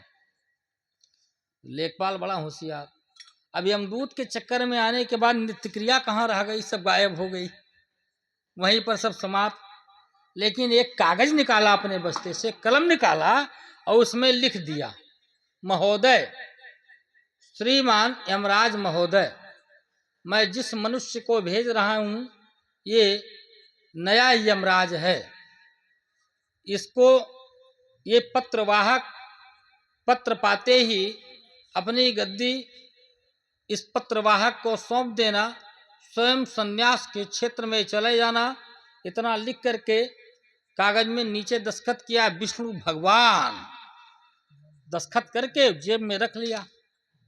अब यमदूत चारपाई लेकर के लेखपाल साहब को यमराज के सामने पहुंचा दिए। अब इसके तो शरीर में हड्डी हड्डी में कंपन हो रही थी, भाई यमराज के सामने पहुंच गया। तो जब तक चित्रगुप्त अपना साल दुपट्टा सुधारें, यमराज बोल पड़े, क्यों यही मनुष्य लाए हो। तब तक उसने जेब से चिट्ठी निकाली, यमराज के आगे थमा दिया, लो महाराज पढ़ो। अब उसमें लिखा था, नीचे दस्तखत था, विष्णु भगवान। जैसे चिट्ठी पढ़ा कि पत्रवाहक को गद्दी सौंप देना, स्वयं तुम वृद्ध हो गए हो, 100 वर्ष की तुम्हारी आयु हो गई है, इसलिए तुम संन्यास में चले जाओ, इसको नया यमराज को मैं भेज रहा हूँ। तो उन्होंने अपने तुरंत सुपरिंटेंडेंट को बुलाया, क्यों भाई अब तक कोई लिखित आदेश तो आता नहीं था, लेकिन क्या जमाना बदल गया, हो सकता है लिखित आदेश आ गया हो। अब धीरे से चिंतित होकर के मुकुट उतारे, अब ये लेखपाल था ही, तुरंत दौड़ करके मुकुट लगा लिया अपने मस्तक पर और तुरंत कहा, जितने भी सुपरिंटेंडेंट और नरक के में मुख्य रूप से चौकीदारी करने वाले, जो भी मेरा यहाँ का मैनेजमेंट देखता, मेरे सामने उपस्थित हो। मुकुट लगा करके गद्दी पर बैठ गया। अब आदेश दे दिया, अब नए यमराज की जय होने लगी। कहा, कुछ नहीं जय, आज मैंने नया कार्यभार संभाला है, इस खुशी में नरक में निवास करने वाले सभी जीवों को मुक्त कर दो। आप जय जयकार होने लगी। नरक की अस्त व्यस्त जिंदगी हो गई। जितने भी नरक थे भाई, 78 प्रकार के नरक हैं, 28 प्रकार के विशेष नरक हैं। ऐसे भी नरक हैं जहाँ राल का कुंड है, जहाँ तीव्र रक्त का कुंड है, उसमें पड़े हुए जीव आत्मा त्राहिमाम अपने कर्मों के अनुसार भोग रहे थे। इसने तुरंत मुक्त कर दिया, तो हल्का मच गया नरक में। सारे जीवों को मुक्त कर दिया। कहा मैंने नया कार्यभार संभाला, नरक में तो कोई जीवात्मा ही नहीं, जो भी नारकीय थे सब जा रहे हैं। भगवान को बड़ी चिंता हुई, भाई सब स्वर्ग आ रहे हैं, ये क्या बात है, स्वर्ग में जगह नहीं बच रही है और नरक में कोई आदमी ही नहीं है, जीवात्मा ही नहीं है। भगवान को स्वयं आना पड़ा। यमराज देखे, यमराज झाड़ू लगा रहे हैं। क्या हुआ यमराज? भगवान आप ही ने तो चिट्ठी दिया था। भगवान ने कहा भाई मैंने कहाँ चिट्ठी दिया, ना मैंने फोन किया ना कोई पत्र दिया। कहा कौन है? कहा रे तो तुम भी पागल हो भाई, इस मनुष्य को शरीर समेत नरक में क्यों बुला लिया? शरीर नरक में आने का इसका तो कोई आदेश ही नहीं है, और तुमने सबसे बड़ी गलती किया, शरीर बुला लिया। तो मनुष्य को शरीर यदि नरक में बुलाओगे वहां भी तहलका मच जाएगा, इसको तत्काल छोड़ो। तब उस लेखपाल को ला करके छोड़े और पुनः अपने दिनचर्या में स्वस्थ हुए। तो कहने का भाव ये है, जिसको जिस श्रेणी में रहना है उसको उसी श्रेणी में रहना चाहिए। आगे हम लोग 2 बार भगवान के नाम का मंगलमय कीर्तन करते हुए भागवत जी की ओर चलते हैं, क्योंकि अब थोड़ा ताकत अपने अंदर आनी चाहिए, क्योंकि राक्षसों का सामना होना है भागवत जी में। तो कई राक्षसों का मामला सामने आने ही वाला है, तो थोड़ी अपनी ऊर्जा बढ़ा लो। बोलिए सच्चिदानंद भगवान की। श्री राम जय राम जय जय राम। श्री राम जय राम जय जय राम। वैसे संख्या के हिसाब से महिलाओं की आवाज आप लोगों की अपेक्षा ज्यादा है। महिलाओं वैसे तेज तो होती हैं, और आप लोगों की आवाज कमजोर है। अपनी आवाज बढ़ाओ। अच्छा, आवाज बढ़ाते रहो। आवाज यदि विजय मिल जाएगी आप लोगों को तो हम इनाम कुछ दे देंगे यहाँ से। श्री राम जय राम जय जय राम। श्री राम जय राम जय जय राम। जय जय विघ्न हरण हनुमान। जय जय कृष्ण हरण हनुमान। अन संकट मोचन कृपा निधान। संकट मोचन कृपा निधान। न श्री राम जय जय राम। क्या बच गया? राम जय जय राम। श्री राम जय जय राम। श्री राम जय जय राम। बोलिए सच्चिदानंद भगवान की जय। श्री हनुमान जी महाराज की जय। दूसरा अवतार भगवान का होता है बाराह का अवतार। आपके क्षेत्र में ये तो बाराह क्षेत्र है ही है। अच्छा देखो आप लोग कितने भाग्यशाली हैं। इधर महर्षि पराशर जी एक साइड में, एक तरफ बाराह भगवान, एक तरफ स्वयं सरयू जी, और एक तरफ भी और कोई है, एक तरफ भागवत जी। 4 के मध्य में आप लोग बैठे हैं। पराशर जी महाराज जो आपका परास कहलाता है, यही इनका आश्रम, जिन्होंने, इनकी भी कथा आती है भागवत जी में आती है, जिन्होंने अपने नित्य क्रिया से संध्या वंदन इत्यादि अग्निहोत्र इत्यादि से निवृत्त हुए, अपने आश्रम में बैठे चिंतन करने लगे, जबकि काम क्रोध लोभ मोह मत्सर ईर्ष्या द्वेष दंभ पाखंड इत्यादि पर इनकी विजय प्राप्त थी। बड़े अच्छे तपस्वी थे, परम तपस्वी थे, लेकिन इनके मन के अंदर कुछ बात आई। इनको तुरंत जानकारी हो गई कि कोई आने वाला है, इसलिए ये अपने आश्रम में से चल पड़े। उधर देवी सत्यवती वसुकन्या थी। अब सत्यवती के जन्म कथा कहने का समय नहीं, ये वसुकन्या थी, नाव चला रही थी। और चमकता हुआ चेहरा, ब्रह्मचर्य जीवन, उस समय ब्रह्मचर्य का बहुत ढंग से पालन होता था। महाराज पराशर जी ने देखा, उसके रूप लावण्य पर मुग्ध हो गए और सादर प्रणय निवेदन किया। उसने कहा महाराज आप ऋषि हैं, मैं एक योजन गंधा कन्या हूं, मेरे शरीर की मछली की बदबू निकलती है, तुरंत ने इन्होंने कमंडल से जल निकाला, मंत्रित करके इसके ऊपर जल छीटा, मछली के सुगंध दुर्गंध से सुगंध में बदल गया। इत्यादि दिन को ही दिन रात बना दिया, अपने तपोबल के प्रभाव से समागम किया और वहीं पर उसको वरदान भी दिया कि तुम्हारा कन्याव्रत कभी क्षीण नहीं होगा, तुम सदैव कन्या ही बनी रहोगी, क्योंकि इस अंश से स्वयं कोई पार ब्रह्म परमेश्वर आने वाले हैं। और उसी द्वीप में भगवान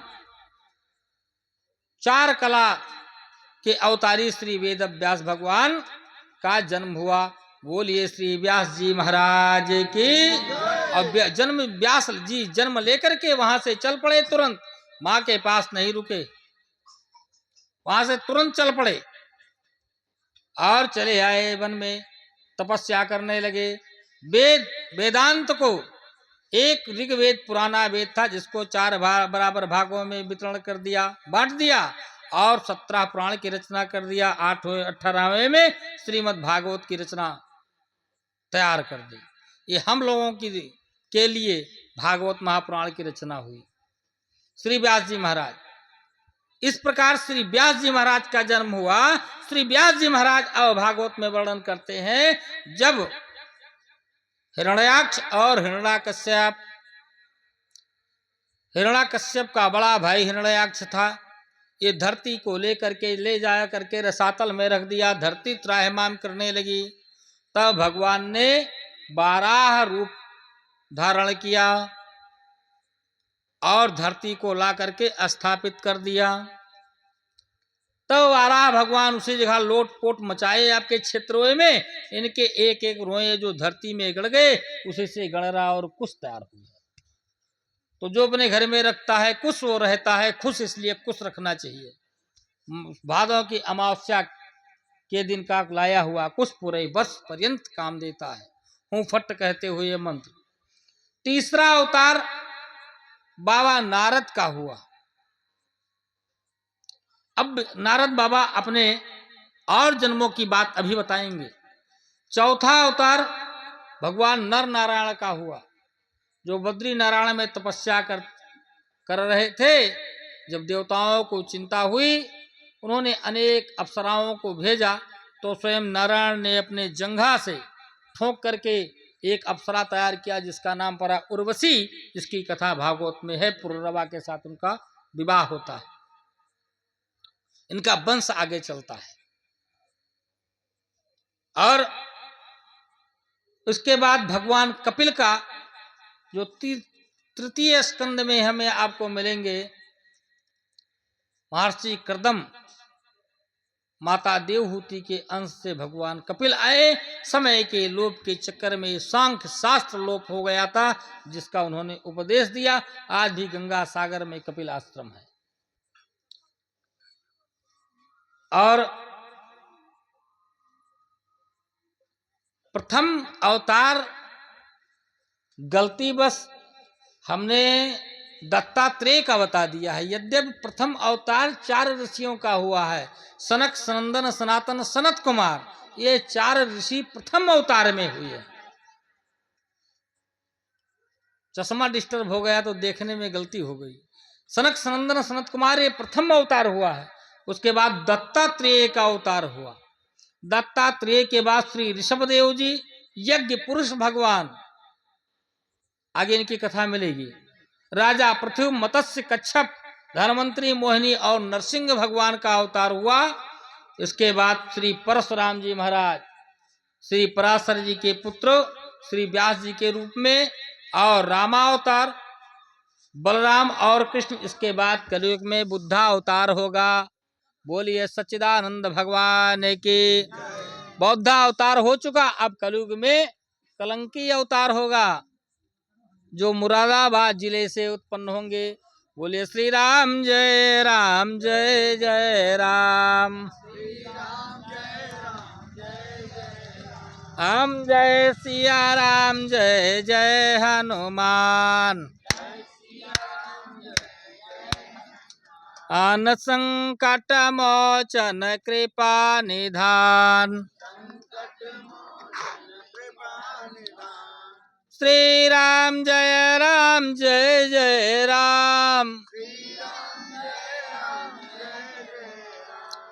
श्री राम जय जय राम।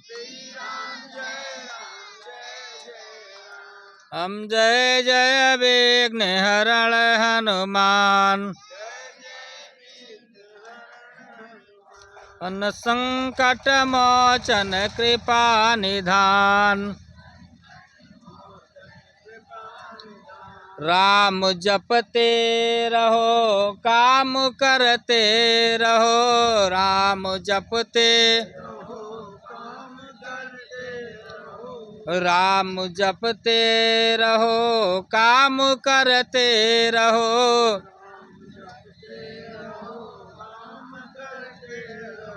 वक्त जीवन का यूं ही निकल जाएगा।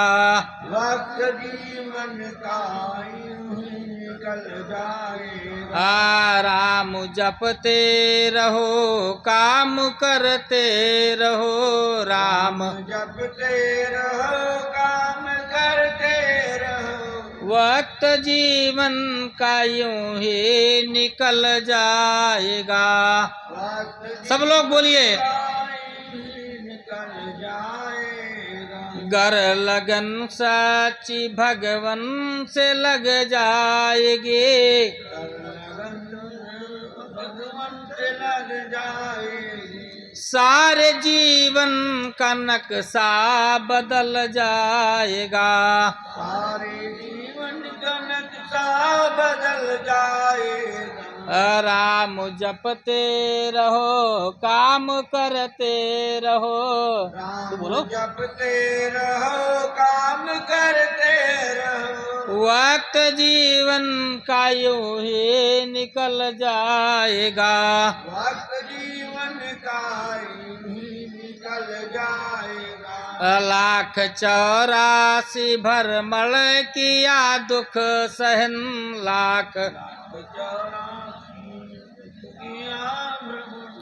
1,84 भरमण किया दुख सहन। 1,84 पाया मुश्किल से तब ऐसा माना कतन। पाया मुश्किल से मानो कतन। पाया तब मुश्किल से तब ऐसा मानो कतन। आया तो मुश्किल से मानो कतन। राह चलते चलो करके सीधी नजर। राह करके चलो सीधी नजर। पैर नाजुक है नीचे फिसल जाएगा।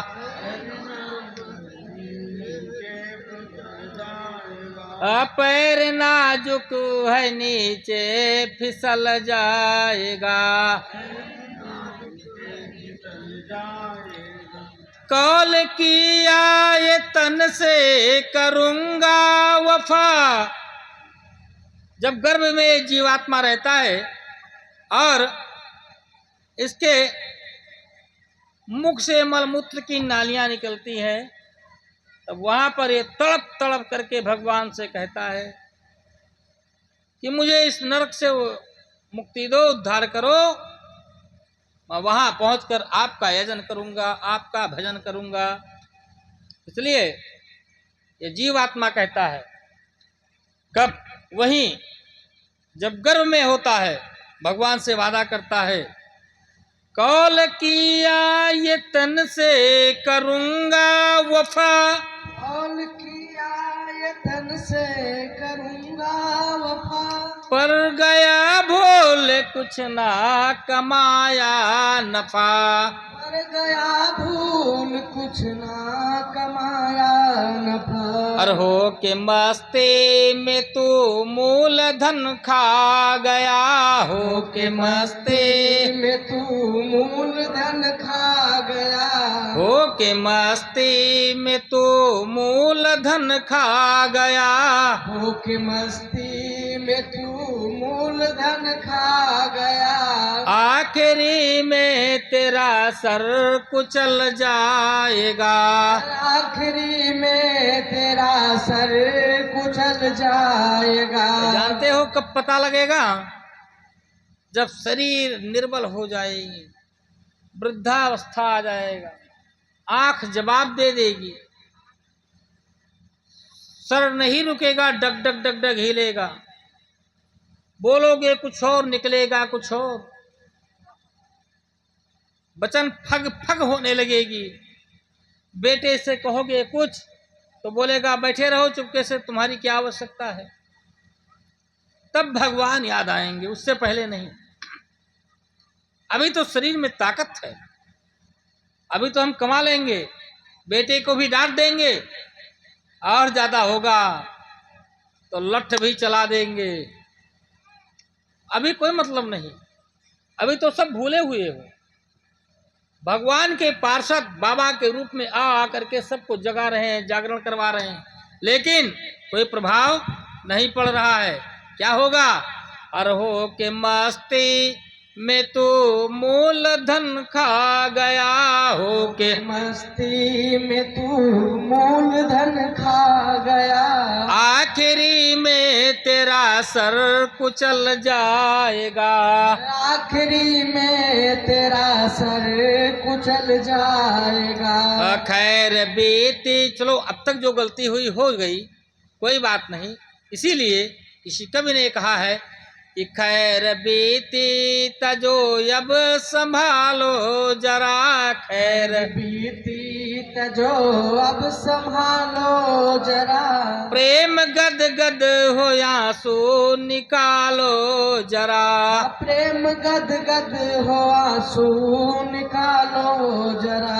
अब यहाँ जरा का अर्थ बुढ़ापा लगा लेना। एक बार की बात है, एक सज्जन महोदय को कागज के टुकड़ा का काम था, तो एक दुकान पर पहुंचे, कहे भैया जरा सा कागज दे दो। तो उसने कागज फाड़ा, माचिस उठाया, जला करके दे दिया। कहा ये क्या? कहा आपने कहा जरा सा कागज दे दो। तो यहाँ जरा का अर्थ जलाना मत समझना, जरा का अर्थ होता है वृद्धा अवस्था। और तो हम लोग शब्दों पर थोड़ा ध्यान देंगे। खैर बेटे तजो अब संभालो जरा, खैर बीती तजो सब लोग बोलिए, संभालो जरा, प्रेम गद गद हो आंसू निकालो जरा, प्रेम गद गद हो आंसू निकालो जरा। वो दया पात्र हरि का भरो नीर से, वो दया पात्र हर का भरो नीर से, भरते भरते किसी दिन उबल जाएगा, भरते भरते किसी दिन उबल जाएगा। नाम जपते रहो काम करते रहो, नाम जपते रहो काम करते रहो, वक्त जीवन का यूं ही निकल जाएगा, वक्त जीवन का यूं ही निकल जाएगा। कैसे निकलेगा ये भी ध्यान देना है, इसी में है, इसी पंक्ति में। और छोड़ कर छल कपट मोह माया जतन, छोड़ कर छल कपट मोह माया जतन, लो प्रभु से लगा लो जगदम्बा शरण, लो प्रभु से लगा लो जगदम्बा शरण।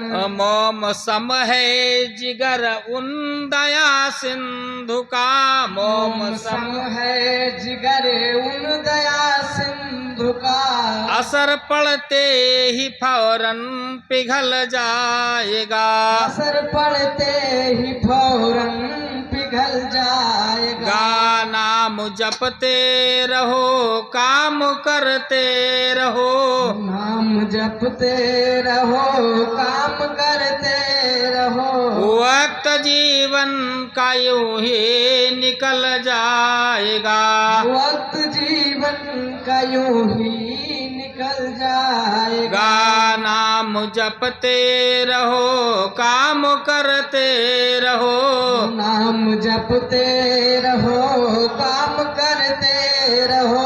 वक्त जीवन का यूं ही निकल जाएगा, वक्त जीवन का यूं ही निकल जाएगा। बोलिए सच्चिदानंद भगवान के जय हो। आवाज कम है, थोड़ा बढ़ा लो, स्पीड में बोलो। बोलिए हनुमान जी महाराज के, श्री शंकर भगवान के, आनंद कंद भगवान के। ऐसा बोलो जय कि मालूम पड़े कोई है। कुछ लोग तो बोल ही नहीं रहे हैं, मुँह नहीं खोल रहे हैं। अच्छा, न बोलने का एक कारण होता है। अगर आगे वाला नहीं बोल रहा है तो पीछे वाला धीरे से झांक लेगा कि बोल रहे हैं कि नहीं बोल रहे हैं। यदि ये बोलेंगे तो हम बोलेंगे, वरना नहीं बोलेंगे। कहीं मेरी नाक न कट जाए, देखो मैंने नहीं बोला, ये बोल दिए। देखिए, अब बोलने पर भी दृष्टांत है, लेकिन कहने का समय नहीं। भगवान के इस प्रकार 22 अवतारों का वर्णन हुआ। और जो बाबा नारद सम्या प्रास नामक आश्रम में श्री व्यास जी के साथ में संवाद कर रहे थे, उसमें बाबा नारद बताते हुए श्री व्यास जी महाराज से कहते हैं कि व्यास जी आप मुझे देखो। स्वयं नारद जी अपने ओर इशारा करते हैं कि आप मुझे देखो, मैं एक दासी पुत्र था। कब? पूर्व जन्म में। बाबा नारद अपने पूर्व जन्म का चरित्र श्री व्यास जी महाराज को सुनाते हुए कहते हैं, लेकिन उसमें मेरी भाग्य कहाँ से खुली। मेरी माँ एक दासी थी, लेकिन दासी किसके यहाँ थी? एक ब्राह्मण के यहाँ, जो ब्रह्मवादी थे, वेद पाठी ब्राह्मण, एक ब्रह्मवादी ब्राह्मण थे। उनके यहाँ दासी के रूप में मेरी माँ कार्य करती थी। पिताजी थे नहीं, मैं और मेरी माँ थी। माँ और बेटे। उस समय जब वर्षा ऋतु आई, व्यास जी, बाबा नारद अपने पूर्व जन्म का चरित्र श्री व्यास जी महाराज को सुनाते हुए कहते हैं कि जब वर्षा ऋतु आई तो वर्षा ऋतु में पहले संतों की टोली चलती थी। 8-8, 10-10 संत की टोली निकलते थे। तो 4 महीना आषाढ़ शुक्ल पक्ष एकादशी से लेकर के कार्तिक शुक्ल पक्ष एकादशी तक चतुर्मासा होता है। चतुर्मासा करने के लिए संत जन गांवों में निकल पड़ते थे। वहीं अपना जीवन यापन जो भी एकाद समय होता था, पत्तल में भोजन करना, भूमि पर शयन करना, भगवान नाम स्मरण करना, चतुर्मासा के नियम है।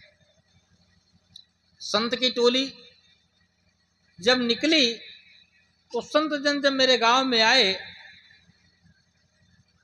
तो कोई किसी वैष्णव ब्राह्मण का घर हो तो मैं उनके यहाँ 4 महीना रुकना चाहता हूँ।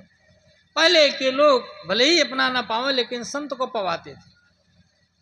थोड़ा हर चीज में कमी थी, गरीबी थी, तो ब्राह्मण देवता ने अपने ही घर में संतों को आसन दे दिया और मैं दासी पुत्र था तो मुझे उनकी सेवा में लगा दिया। मेरी अवस्था भी बहुत कम थी, मैं मात्र 5 साल का बालक था। और संत के भोजन कर लेने पर व्यास जी, जो उनकी बटलोई में जो कुछ बचता था, उच्छिष्ट बचता था, वही हम प्रसाद पाते थे।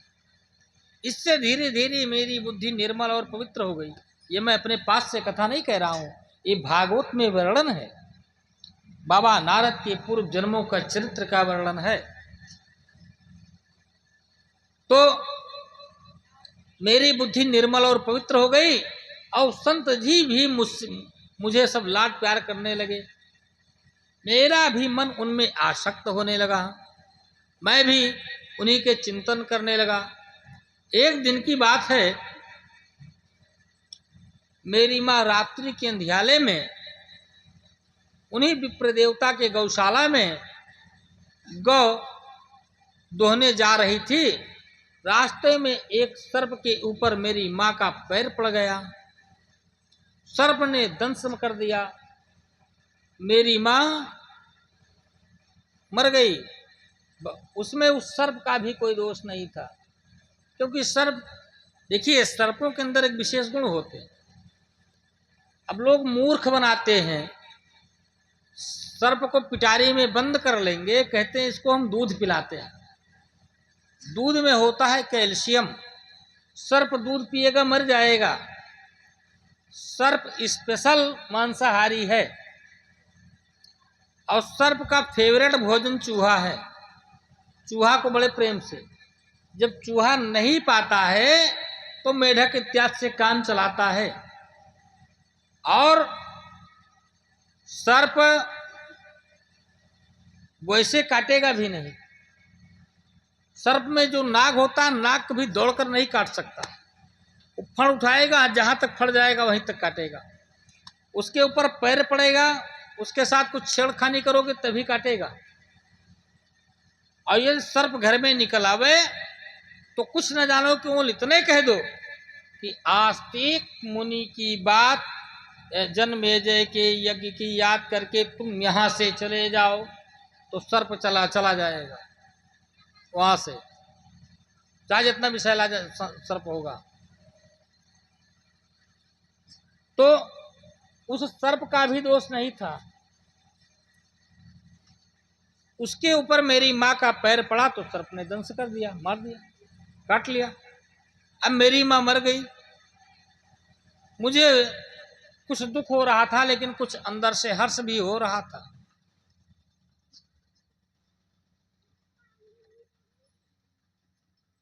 आज के वीडियो बेकार हो गई।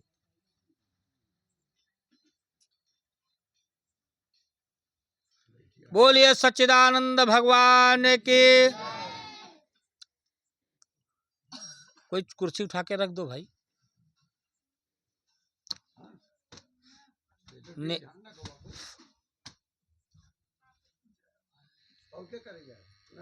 जय सिया राम। संत के कथा में आगे, नेता के भाषण में पीछे बैठने चाहिए। तो कथा में आगे और भाषण में पीछे रहना चाहिए, क्योंकि नेता के भाषण में कब भगदड़ मच जाए तो पहले निकल लो। और कथा में आगे कब अमृत की वर्षा, कथा में अमृत की वर्षा होती है। देखो, मैंने बताया तो कि प्रयाग में गंगा तीर्थ मुख्य है, लेकिन ऐसा क्यों? क्योंकि जहां पर संगम होता है, त्रिवेणी का संगम होता है, अमावस्या की रात्रि में वहां अमृत की वर्षा होती है, इसलिए वहां मुख्य है। पुराण में वर्णन है। और यदि उसका सदुपयोग नहीं करोगे, उचित सदुपयोग करोगे, तो अमृत तो जल भी अमृत का काम करता है। और यदि नारायण की कुदृष्टि हो गई तो अमृत भी विष बन जाता है। आपने इस बार देख ही लिया। उसमें बाबा नारद ने अपनी माँ की ओर इशारा करते हुए कह रहे हैं कि उसमें सर्प का दोष नहीं था। आज जैसे होते तो लोग खोज करके सर्पवा को मार देते, लेकिन बाबा नारद अंदर से प्रसन्न हुए और कुछ दिन उस ब्राह्मण देवता के घर में रह करके फिर धीरे से, जैसा संतों के पावन मुखार बिंद से उत्तर दिशा का वर्णन बाबा नारद ने श्रवण किया था, ठीक उसी प्रकार उत्तर दिशा की ओर चल पड़े। जब उत्तर दिशा की ओर गए तो तमाम अहीरो इत्यादि की बस्तियों को पार करते हुए वन में जब प्रवेश किए तो वहां ईख, बांस इत्यादि का घनघोर जंगल था, जिसमें देखने की हिम्मत नहीं पड़ती थी। बाबा नारद कह रहे थे, बताते हुए व्यास जी को बता रहे हैं कि व्यास जी में 5 वर्ष का बालक था और उसमें सर्प, गीदड़ इत्यादि का घर बना हुआ था वो जंगल, मैं उसी में चला गया। चलते चलते मैं परेशान हो गया, थक गया, भूख प्यास से पीड़ित हो गया। एक जगह छोटा सा जलाशय, एक जलाशय देखा तो मुझे प्यास के कारण मेरा गला सूखा जा रहा था। मैं उस जलाशय के निकट जाकर के जल पिया, आचमन करके एक वृक्ष की छाया में मैं बैठ गया। और वहीं पर जिस प्रकार संतों के पावन मुखार बिंद से भगवत के दिव्य मंगलमयी झांकी का दर्शन संत जन करवाते थे, काल्पनिक शक्ति के माध्यम से मैंने उसी भगवान की दिव्य मंगलमय मूर्ति का ध्यान, झांकी का ध्यान मन में करने लगा। तो भगवान की ऐसी प्रेरणा हुई व्यास जी कि कुछ क्षण के लिए भगवान मेरे मनोमस्तिष्क में प्रकट हो गए। मेरा रोम रोम खिल उठा, मैं प्रसन्न हो उठा और थोड़ी ही देर बाद वो झांकी गायब हो गई। मैं व्याकुल हो उठा, ठीक उसी प्रकार जैसे किसी सर्प की मणि खो जाने से सर्प व्याकुल हो उठता है। मैं इधर उधर भटकने लगा, लेकिन तब तक मुझे आवाज सुनाई पड़ी व्यास जी कि तुम्हारी श्रद्धा के अनुसार इस बार तो तुम्हें मेरा दर्शन हो गया, लेकिन इस जन्म में तुम मुझे नहीं प्राप्त कर सकते हो। तुम्हारा अगला जन्म होगा तो तुम मेरे पार्षद बनोगे। बाबा नारद बताते हुए श्री व्यास जी महाराज से कहते हैं, व्यास जी, भगवान की उसी वाणी को मैं हृदय में रख करके और प्रलय तक का इंतजार करता रहा, प्रलय कालीन तक का इंतजार करता रहा, पृथ्वी पर भटकता रहा। प्रलय होने के बाद मेरा दोबारा जब जन्म हुआ तो मैं नारद के रूप में भगवान का पार्षद बन गया। अब श्री व्यास जी महाराज वर्णन करते हुए कहते हैं कि जब महाभारत का युद्ध समाप्त हो गया और दुर्योधन, अश्वत्थामा, कृपाचार्य इत्यादि गिने चुने 2-3 योद्धा बचे, तो भीम के गदा के प्रहार से दुर्योधन का जंघा टूट चुका था, करा रहा था दर्द के मारे।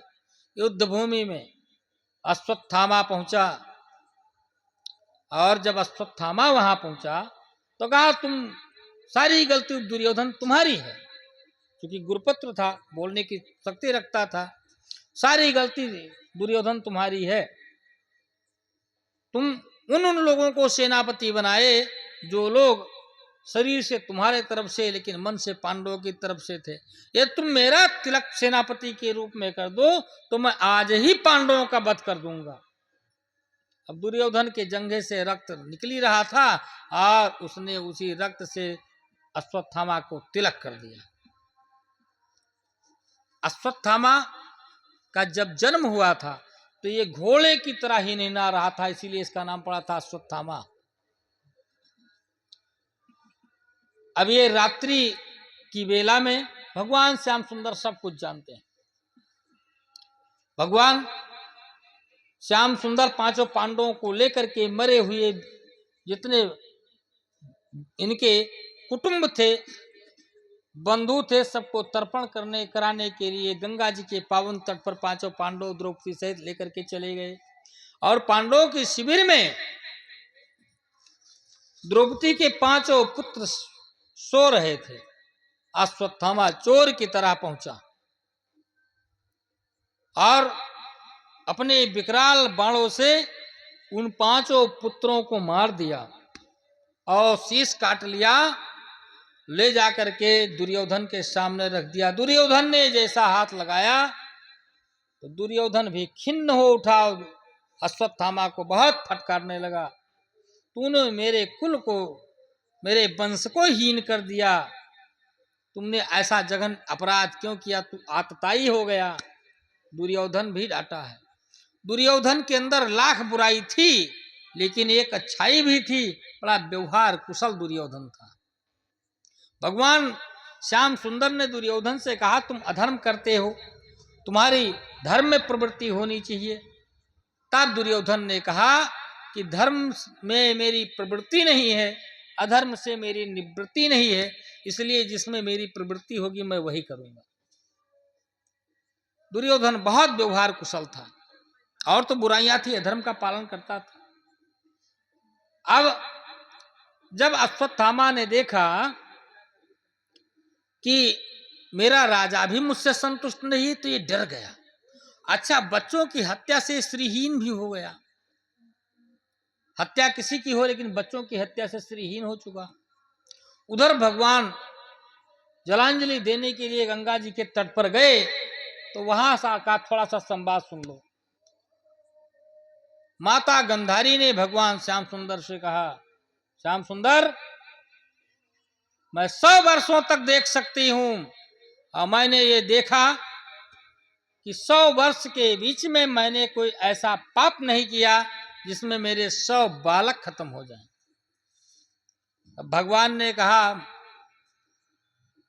माता गांधारी से, देवी तुम 100 वर्षों तक देख सकती हो, मैं अनंत जन्मों तक देख सकता हूं, और ये देख करके तुम्हें बता रहा हूं, जब तुम्हारा 100 वर्ष के पहले 101 वर्ष 101वां जन्म तुम्हारा हुआ था, उस समय तुम राजकुमारी थी और तुम्हारे मस्तक में असहनीय पीड़ा होने लगी। और ध्यान से सुनेंगे, असहनीय पीड़ा होने लगी तो एक वैद्य को बुलाया गया। वैद्य जी आए। वैद्य जी से पूछा गया कि राजकुमारी के मस्तक की पीड़ा कैसे खत्म हो। वैद्य जी ने बताया कि यदि 101 केंचुल को मार करके इनका मरहम बनाया जाए और राजकुमारी के मस्तक में लगा दिया जाए, दर्द खत्म हो जाएगा। लेकिन दर्द तो ठीक हो जाएगा, इसमें पाप है। राजकुमारी ने आदेश दे दिया, पाप है, थोड़ा कष्ट हम झेल लेंगे, पाप सह लेंगे, लेकिन मेरे इस मस्तिष्क का दर्द खत्म हो। वैद्य जी ने बना करके दे दिया। अब इस कारण राजकुमारी तो वहीं से तपस्या शुरू कर दी। माता गांधारी से भगवान बता रहे हैं, तुमने तपस्या शुरू कर दिया तो 101 जो ये केचुल थे, ये 100 वर्षों तक तुमको निहारते रहे, लेकिन चांस नहीं लगा कि तुमसे ये बदला ले पावें।